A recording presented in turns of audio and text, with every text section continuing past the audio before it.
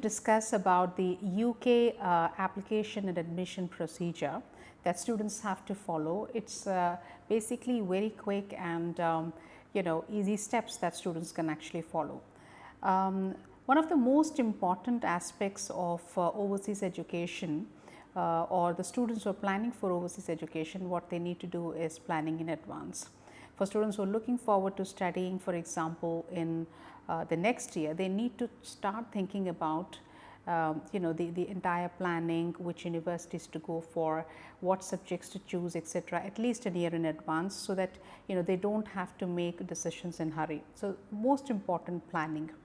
Number two, as far as UK universities admission process is concerned, for undergraduate program, there is a centralized application system called the UCAS, which is a platform for applications to UK universities. Now, this is a platform where a student is having the opportunity to choose any of the 5 university choices for applying, and this enables you to choose the universities and the courses in priority of order.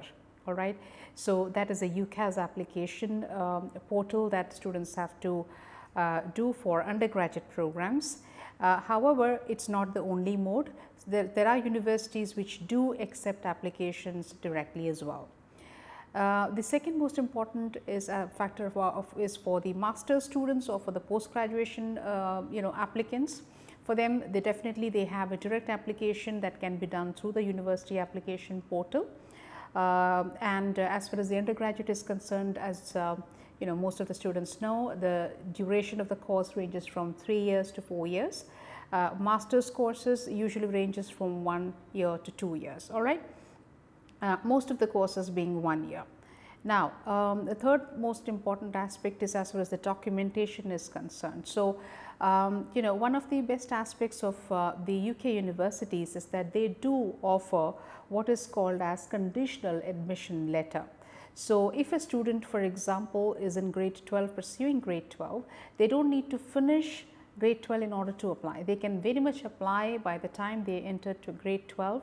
They are good enough to apply after the first term. Say, for example, the student needs to ensure they get a predicted score letter from the school, which most of the schools do offer.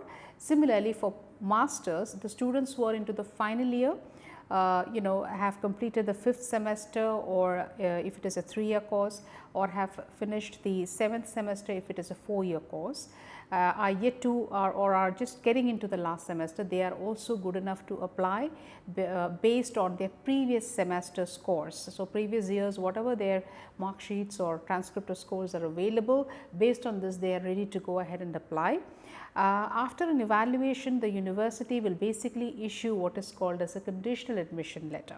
So, this enables the student basically to have a time frame within which they can actually fulfill the conditions, and a student is well in advance aware of which universities they do have the application and admission approved for, and then they can actually shortlist the required universities where they can go ahead with the admission process, right. So, they are getting enough time to fulfill the conditions.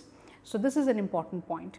Now, another important factor which one has to understand, once the admission letter and the conditions are fulfilled, they need to ensure that they get an unconditional offer letter, and once they have an unconditional admission offer letter from the university, they have to ensure they make a deposit, which is usually the requirements of most of the universities.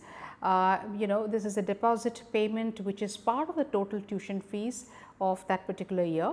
They have to make a deposit to ensure that they are expressing their interest to get enrolled onto the universities. Now, there is many universities do have a credibility interview process in order to understand the genuinity of the student, how interested he or she is to join the program, and is he or she aware of what they are getting into, which university. They should have enough knowledge about where the location of the university is, and how it is related to their career prospects. So, there is a credibility interview which is usually conducted by the universities in order to understand this.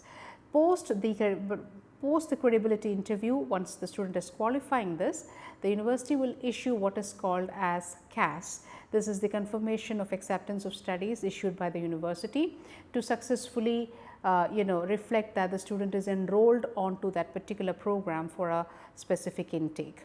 And once the CAS is issued by the university, the student is actually ready to go for the student visa application. So, I think this is some of the steps that the students should definitely take into consideration. Pretty easy and quick steps, just that ensure planning is done in advance, right choice of course, ensure the documentation is all complete.